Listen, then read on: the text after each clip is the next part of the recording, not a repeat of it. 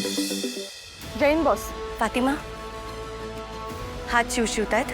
हो बॉस, पण तुम्हाला कसं कळलं? आज सकाळपासून माझे दोन्ही हात शिवशिवत आहे, पण का ते कळत नाही. मला माहिती आहे का शिवतायत ते. कारण मनातला सगळा राग बाहेर काढायची वेळ आली आहे. फक्त तुझ्याच नाही, सगळ्या मुलींच्या मनातला राग बाहेर काढायची वेळ आली आहे. न्याय संरक्षणाय अन्याय विनाशाय. जैन बॉस. जय हिंद. मम्मा, आय नो हे सगळं तारिणीमुळेच झालंय. सगळीकडे हिरोगिरी करायची असते तिला. काय काय गरज काय होती पोलीस कंप्लेंट करायची? जे बघायचं नव्हतं ते बघितलंय ना आता सगळ्यांनी. आता कोण करणार आहे काव्याशी लग्न? का नाही होणार काव्याचं लग्न? मम्मा, मी बोलते.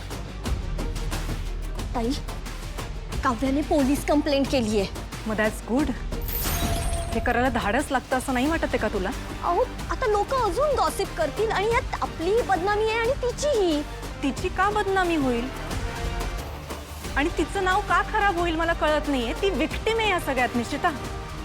या अशा वेळी तू तिच्याशी बोलणं, तिला आधार देणं गरजेचं आहे. आणि तू हे काय करतेस? इनफॅक्ट तू तिला आता भेटायला जायला हवंस, तिच्याशी बोलायला हवंस, सपोर्ट करायला हवं सगळं. आणि खांडेकरांची उरली सुरली अब्रू सुद्धा घालवायला हवी.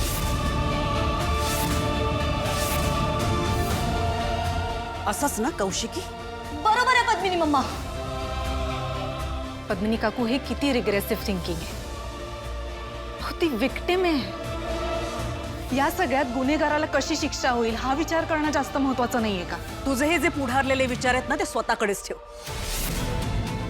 कारण बाहेर जे लोक आता आपल्याबद्दल बोलणार आहेत ना त्याचं उत्तर आम्हालाच द्यायला लागणार आहे. आणि जर हे माझ्याबरोबर झालं असतं तर, किंवा ईशा बरोबर झालं असतं तरी तुम्ही हेच बोलला असतात पद्मिनी काकू? कौशिकी, ऑफकोर्स होऊच शकतं ना. इनफॅक्ट निशिता, हे तुझ्याबरोबर पण होऊ शकतं. ताई, आणि फक्त आपणच नाही, चेतना काकू बरोबर होऊ शकतं, तुम्ही आजी बरोबर होऊ शकता, इनफॅक्ट इरा बरोबर सुद्धा होऊ शकतं आणि तुमच्या बरोबर पण होऊ शकतं. कौशिकी, ऑफकोर्स होऊ शकतं.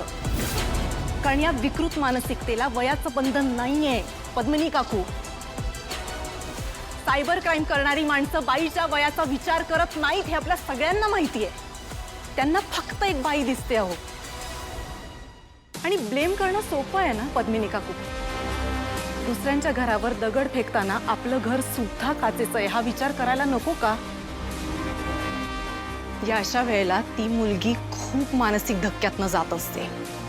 पण तिला सपोर्ट करायला हवा, तिला आधार द्यायला हवा. आणि सगळ्यात महत्त्वाचं म्हणजे हे जे गुन्हेगार आहेत ना त्यांना थांबवायला हवं. मग आपण हातात काळे झेंडे घेऊन मोर्चा काढूया, कॅन्डल मार्च करूया. नाही, त्याही पेक्षा जास्त आपणच कायदा हातात घेऊ, गुन्हेगारांना शिक्षा करूया रस्त्यावर उतरून. चालेल का अजून काही? जनजागृती करूया, सोशल अवेअरनेस करूया. आणि आपल्याकडे तर सगळ्यात मोठं शस्त्र आहे, द पॉवर ऑफ मीडिया आहे ना. त्याचा वापर तर आपण करूच शकतो की. मी या गोष्टीची बातमी करणार आहे आणि माझं ठरलंय. बातमी? बातमी? अगं, काव्याची बातमी करणार आहे ती. काव्याची बातमी? मी काव्याची बातमी करणार नाहीये, मी त्या गुन्हेगाराची बातमी करणार आहे. त्याला कळायला हवं की त्याच्यासाठी जो छोटा प्रँक आहे ना त्याच्यामुळे एखाद्या मुलीचं आयुष्य बर्बाद होऊ शकतं. त्यांनी या मुलींची बदनामी करायचा जितका प्रयत्न केलाय ना त्याहून जास्त बदनामी त्याची होणार आहे. कायद्याच्या शिक्षेहून जास्त मोठी शिक्षा त्याला मिळायलाच हवी आणि ती मी त्याला देणार आहे.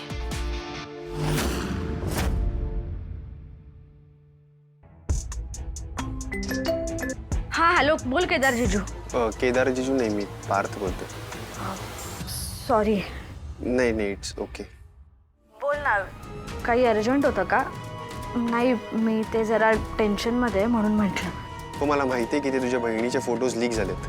तू बघितलेस? हो, म्हणजे मी बघितले, पण मला माहिती आहे की ते कोणीतरी मॉर्फ केलेत. मे बी तुझ्यासारख्या अजून बऱ्याच जणांना माहिती असेल, पण कुणी बघायचं थांबवणार नाही ना. हो ना, मग मला कळतंय तुला काय म्हणायचंय ते. तू टेन्शन नको घेऊस.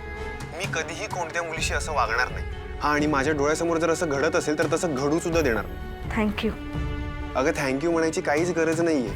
की बेसिक माणुसकी आहे. प्रत्येक पुरुषाचं कर्तव्य आहे. एनिवेज तुला काही मदत लागली ना तर मला लगेच कॉल कर. ओके? बाय.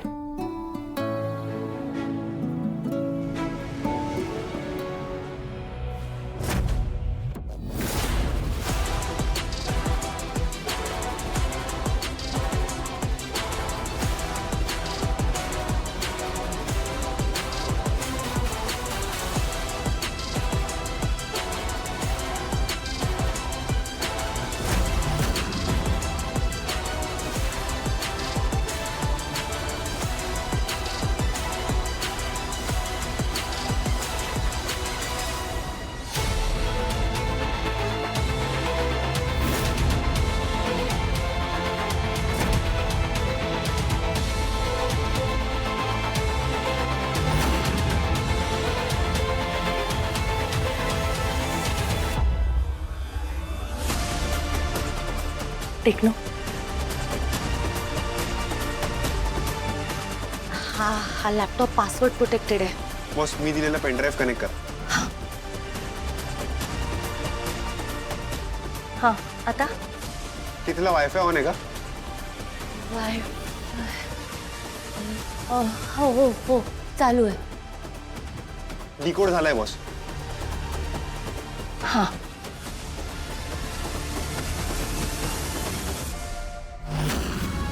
एवढ्या मुलींचे फोटोज. Yes boss. खूप मुलींना फेक फोटोज बनवून स्वतःच्या जाळ्यात अडकवले त्या मुलांनी. डीप फेक म्हणतात त्याला. विकृती आहे ही. मानसिक आजार आहे. इतक्या मुलींना त्रास देऊन स्वतः आनंद मिळवायचा. काय होतं यांनी? या सगळ्याचा परिणाम त्या मुलींवर, तिच्या घरच्यांवर काय होत असेल या गोष्टीची कल्पना तरी असणार आहे का या मुलांना? समाजाच्या दबावाखाली येऊन जर एखाद्या मुलीने दिला जीव तर त्याची काय किंमत मोजावी लागणार हे कळतंय का त्यांना? नशीब मी माझ्या बहिणीला वेळेत वाचवू शकले, पण अशा कित्येक मुली असतील ज्यांच्या कुटुंबातली लोक कदाचित त्यांनाच ऍक्सेप्ट नाही करणार, कारण ते तितक्या पुढारलेल्या विचारांचे नसतील. खरंय बॉस तुमचं. परिणामांचा विचार न करता ही मुलं अशी पावलं उचलतात आणि त्यामुळे मुलींना किती त्रास होतो. टेक्नो, हे सगळे फोटोज, हा सगळा डेटा आपल्या सर्व्हरवर डाउनलोड करून घे प्रूफसाठी. ओके? आणि हा, जर आणखीन काही फोटोज इंटरनेटवर असे असतील तर ते लगेचच डिलीट कर. Yes boss. फातिमा, तू रेडी आहेस?